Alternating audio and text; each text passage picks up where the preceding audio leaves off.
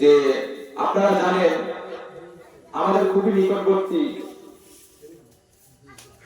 বেলডাঙ্গায় একটা দুর্ঘটনা ঘটেছে, দুঃখজনক হলেও দুর্ঘটনা একটা ঘটেছে। আমরা যে দেশে বাস করি এটা একটা হিন্দুস্তান, এটা ধর্ম নিরপেক্ষ একটা দেশ, সবাই সব ধর্ম পালন করবে, কেউ কারোর গান বন্ধ করবে না, কেউ কাউকে কটূক্তি করবে না, আলোচনা করতে পারে ধর্ম নিয়ে, কিন্তু সমালোচনা ব্যতিরেকে। আল্লাহ সুবহানাহু ওয়া তাআলা পবিত্র কোরআনে বলেছেন যে অমুসলমানরা যে দেব দেবীর উপাসনা আরাধনা করে তাই সব তোমরা তাদেরকে গালিগালাজ করো না। যে অমুসলমানরা যে দেব দেবী আল্লাহকে বাদ দিয়ে যে গায়রুল্লাহর উপাসনা আরাধনা করে তোমরা তাদের গালিগালাজ করবে না। হতে পারে তারাও না জেনে তোমাদের আল্লাহকে গালি দেবে। ইসলাম কত শান্তির ধর্ম, ইসলাম শান্তির কথা বলে। আমাদের গোপালনগর নদিয়া ডিস্ট্রিক্ট, এরপরে আমতলা, এরপরে আমতলা, আর তারপরে পুরো মুর্শিদাবাদের কাছে, মানে বলতে গেলে বেলডাঙ্গার কাছে এখানে একটা দুর্ঘটনা ঘটেছে। যে পশ্চিমবাংলাতে মুর্শিদাবাদ নামক জেলার অন্তর্গত বেলডাঙ্গা অঞ্চলে, বেলডাঙ্গা থানা, বেলডাঙ্গাতে অঞ্চল আছে, সেই স্থানে হরিমতি বলে একটি গ্রাম আছে। সেই গ্রামের পাশে একটি বড় স্কুলও আছে। তার ঠিক 100 মিটারের মধ্যেই একটি পুজোর আয়োজন করা হয়েছে। এখন বিশেষ করে পশ্চিমবাংলাতে হিন্দু সম্প্রদায়ের কার্তিক পূর্ণিমা, সাধারণত কার্তিক পূর্ণিমা নামে একটি পুজো হচ্ছে। সেই পুজোর উপলক্ষে নাচ গান, প্যান্ডেল, গানের একটা শোরগোল সৃষ্টি করেছে। এখানে আপনাদেরকে দেখায় যে ওরা একটা প্যান্ডেল করছে, যে প্যান্ডেলের গেট আছে, লাইটিং গেট, খুব সুন্দর গেট, কিন্তু আপনারা ভালো করে দেখেন যে ওখানে লেখা থাকে, অনেকের বিয়ে বাড়িতেও এইসব জিনিসগুলো থাকে, ওখানে ওয়েলকাম জানায় বা যে উদ্দেশ্যে এক কথায় প্যান্ডেলটি করা হয় সেই উদ্দেশ্যটাকে তুলে ধরা হয়। কিন্তু এখানে কি লেখা আছে আপনারা ভালো করে দেখেন, যেখানে লেখা আছে মাদার ফাকার এবং লেখা আছে আল্লাহ। তো এই বিষয়টা আমার মনে হয় না যে মুসলিম সম্প্রদায় এর যে কোনো বাচ্চা থেকে শুরু করে বড় সকলের কাছে যদি জানার মধ্যে থাকে, তাহলে এই বিষয়টাকে নর্মালভাবে নেওয়া যাবে না। কারণ আপনি একদম এটা স্বচক্ষে কি জানাতে চাচ্ছেন সাধারণ মানুষের কাছে, যে একজন আপনি এক সম্প্রদায় হয়ে অন্য সম্প্রদায়ের ধর্মের সব থেকে যে বড় একটা মুসলিম সম্প্রদায়ের মানুষের কাছে সব থেকে বড় হচ্ছে আল্লাহ।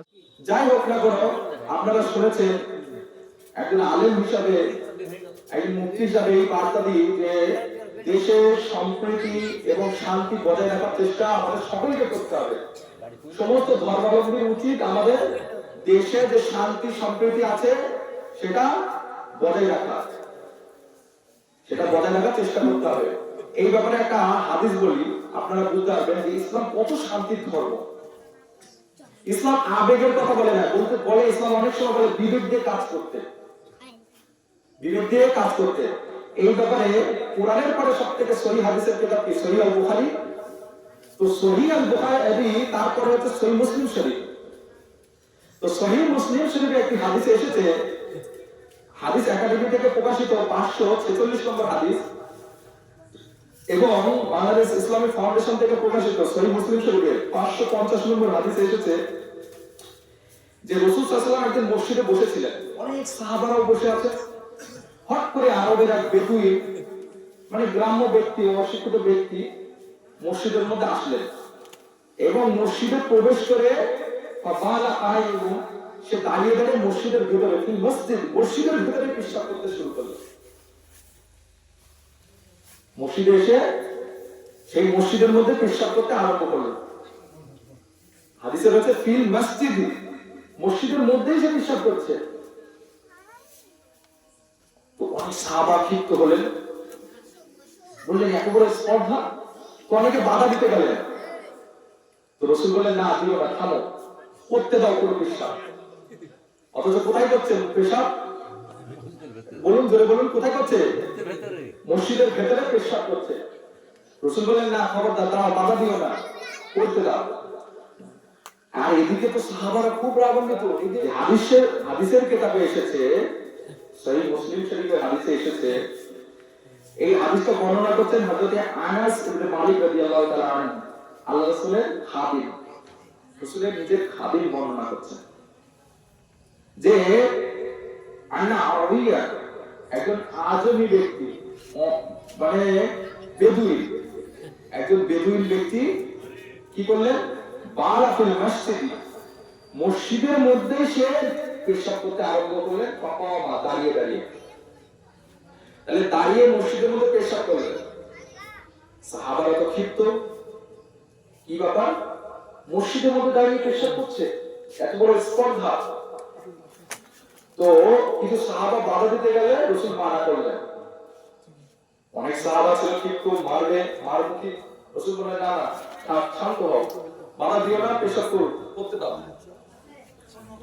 যখন তার পেশাব হয়ে গেল, রাসূল সাল্লাল্লাহু আলাইহি ওয়াসাল্লাম সাহাবাদেরকে বললেন তাকে ডেকে আনো আমার কাছে, এবং এক বালতি পানি নিয়ে সেই ওখানে মেরে দিয়ে সাফ করে দাও।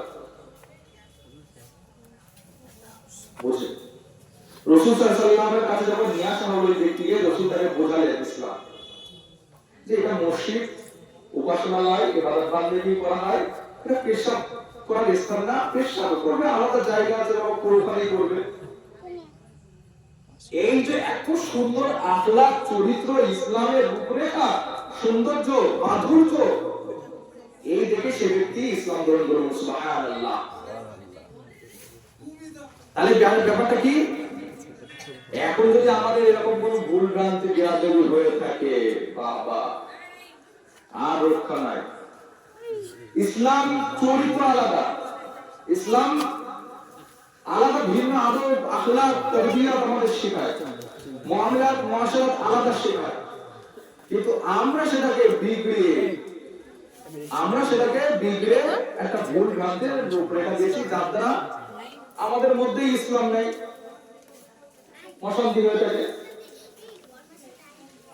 তাই ইসলাম কত শান্ত শিষ্ট, নম্র, ভদ্র আমাদের হবার, এটা আমাদের শিক্ষা দেয়।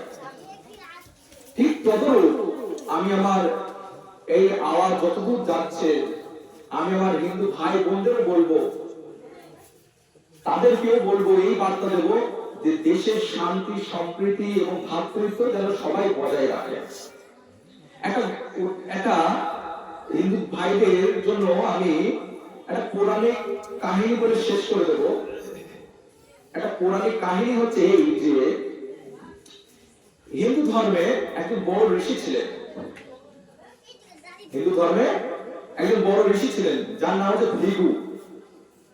খুব রাগী, খুব রাগী। এটা হিন্দু ভাইদের কেতাবে এসেছে, ধর্মের কেতাবে, পৌরাণিক শাস্ত্রে। তো ভৃগু একজন ঋষি, সে অনেক রাগী, ওই যাকে পারে তাকে বদ্ধ অভিশাপ দিয়ে দেয়। তো একবার সে পরীক্ষা করলো, ওই হিন্দু ভাইদের যে তিনটে দেবতাকে মানে ওরা, ব্রহ্মা, বিষ্ণু এবং আপনার শিব, ওদেরকে পরীক্ষা করার জন্য তাদেরকে উনি একবার ওই রকম দিয়ে ওনাদের পরীক্ষা নিলেন। তো লাস্টে পরীক্ষা দিলেন হিন্দু ভাইদের, বিশেষ করে আমাদের এই নদিয়ার বিশেষ করে যারা রয়েছে বৈষ্ণব, তাদের সব থেকে বড় তারা ঈশ্বর মনে করে বিষ্ণু, মানে কৃষ্ণকে, বিশেষ করে গৌড়ীয় বৈষ্ণবদের আছে। তো ভৃগু ঋষি গিয়ে দেখলেন যে কৃষ্ণ তিনি ধ্যান করছেন। তো তিনি গেছেন আর ধ্যান করছে, এটা তার কাছে খারাপ লাগলো, যে আমাকে অভ্যর্থনা জানালো না, আমাকে স্বাগত জানালো না, ধ্যান করছে বলে সে ভৃগু ঋষি এক লাথি মারলেন সেই কৃষ্ণের বুকে। কোথায়? এটা ওদের কেতাবে আসছে, হিন্দু ভাইদের কেতাবে, বুকে লাথি মারলেন। কোথায় লাথি মেরেছে? বুকে। আর তখন শ্রীকৃষ্ণ ঘুমটা মানে ওরা ধ্যান ভঙ্গ হয়ে তিনি ওনার পা ধরে বলছে, আপনার লাগেনি তো ব্যথা? বুঝাচ্ছে কি ব্যাপার? লাগেনি তো ব্যথা, এই হচ্ছে ব্যাপার। তাহলে শাস্ত্রে আলাদা রয়েছে। এই বললো যে ব্যথা লাগেনি তো, এই জন্য এখন আপনারা দেখবেন, এই জন্য আমাদের বিদ্রোহী কবি কাজী নজরুল ইসলাম তারা একটা বিদ্রোহী কবিতা লিখেছিলেন। আমাদের কবি কাজী নজরুল ইসলাম একটা বিদ্রোহী বলে একটা কবিতা লিখেছিলেন। সেই বিদ্রোহী কবি কাজী নজরুল ইসলাম সেই বিদ্রোহী কবিতায় বলছেন, আমি বিদ্রোহী ভৃগু, ভগবান বিষ্ণুর বক্ষে এঁকে দেবো পদচিহ্ন। উনি এই কবিতার একটা লাইনে দু জায়গায় ইচ্ছা বলেছেন। আর এই জন্য হিন্দু ভাইদের যদি আপনার দেখা হয় কলকাতায় দেখবেন দেখবেন তাদের কাছে যে ওপারে ছোট ছোট মূর্তিগুলো আছে ওই বিষ্ণু, এখানে দেখবেন একটা পায়ের চিহ্ন থাকে, ছোট ছোট চিহ্ন। তারা বলে ভিখু ঋষি সেই লাঠি মেরেছে, ওই চিহ্নটা আমাদের এই ঠাকুরের ছাপ বসিয়ে দিয়েছে বক্ষে, মানে বুকে। তা দেখুন লাঠি মারছে বুকে, তবুও তার ক্যারেক্টার কি, তার প্রতিক্রিয়া কি কৃষ্ণের, শ্রীকৃষ্ণের প্রতিক্রিয়া যে ব্যথা লাগেনি তো, বুঝতে পারছেন এখন ব্যাপারটা? তাহলে উভয় তো শান্তির বার্তা দেয়, কিন্তু আমাদের মধ্যে দুঃখজনক হলেও হয়ে গেছে কি অশান্তি। আমরা কারণ ধর্মটা মানে শান্তি যে বার্তাটা দিচ্ছে যেটা, সেইটাই আমাদের জায়গা। তো একদল তো চাই আমরা যাতে দ্বন্দ্ব করি এবং দাঙ্গা হয়, এটা ভোট ব্যাংকের রাজনীতি। আর এই জন্য একজন বিজেপি নেতা শুভেন্দু অধিকারী বলছেন, মুর্শিদাবাদের মুসলিম সংখ্যা গরিষ্ঠ, তারা সংখ্যায় বেশি, তো বলছেন যে দেখো হিন্দুরা যেখানে জনসংখ্যা কম হবে সেখানে হিন্দুদের অবস্থা দেখো এই হবে। তার মানে উস্কাচ্ছে যে মুসলমানদের তোমরা শত্রুতা করো, তোমরা হিংসা করো। কিন্তু শাস্ত্র ধর্ম এটা শিক্ষা দেয়, ধর্ম তোমাদের মিলেমিশে থাকতে সবাইকে। আমাদের ইসলাম মানে শান্তি।